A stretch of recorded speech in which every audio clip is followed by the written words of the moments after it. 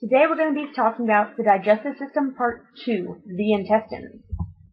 So starting with the small intestine, they are the major digestive organ of the body. They are the site of nutrient absorption into the blood, and we have muscular tubes that extend from the pyloric sphincter, which is that bottom of the stomach, all the way through to the ileocecal valve, which is a valve right before the large intestine. It is suspended from the posterior abdominal wall to the mesentery. We have three subdivisions. We have the duodenum first, which is basically our workforce, where the major processes of digestion actually occur. Then we have the jejunum, and then the ileum. Sources of enzymes that mix up the chyme come from two places. Our intestinal glands of the cells, and then we have our pancreas. We also have bile that comes into play. And bile comes from the gallbladder, where it's stored, and it just actually breaks the fat molecules, or the globs, down into smaller chunks. So it doesn't actually chemically break down the fat, it just breaks it down into smaller chunks. We know that our intestinal glands on the villi secrete many enzymes. Maltase breaks down maltose. Maltose is a sugar. Anything in OSE is going to be a sugar. And it breaks it down into two glucoses. Sucrase breaks down sucrose, which is table sugar, into glucose and fructose. Lactase breaks down lactose, which is our milk sugar, into glucose and galactose. And aminopeptidase breaks down proteins into amino acids.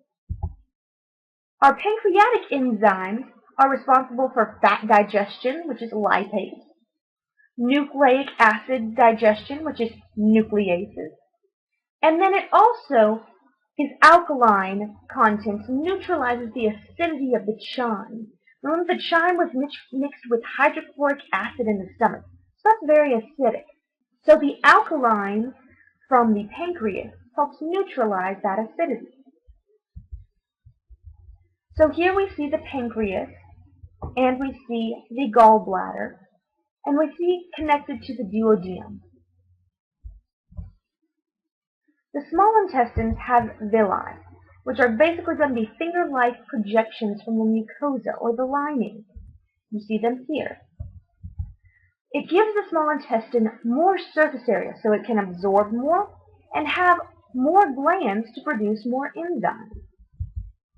We also have microvilli on every single cell that absorbs nutrients out of the small intestine. So again, they're small projections of the plasma membrane on the cell to again increase surface area so they can absorb more nutrients. Water is absorbed along the entire length of the small intestine. Most of the end products, or the building blocks, are absorbed by active transport into the cell membrane, and lipids are absorbed by diffusion into the cells. Substances are transported to the liver by the hepatic vein, which is a blood vessel, or the lymph vessels. The large intestine. It is larger in diameter, but actually shorter in length, and it frames the internal abdomen. It absorbs water. It eliminates indigestible food from the body as feces. It does not participate in digestion of food. Instead, it takes that indigestible food and compacts it down into feces. The globulate cells in the large intestine produce mucus to help lubricate the feces so that it can move through the large intestine easily.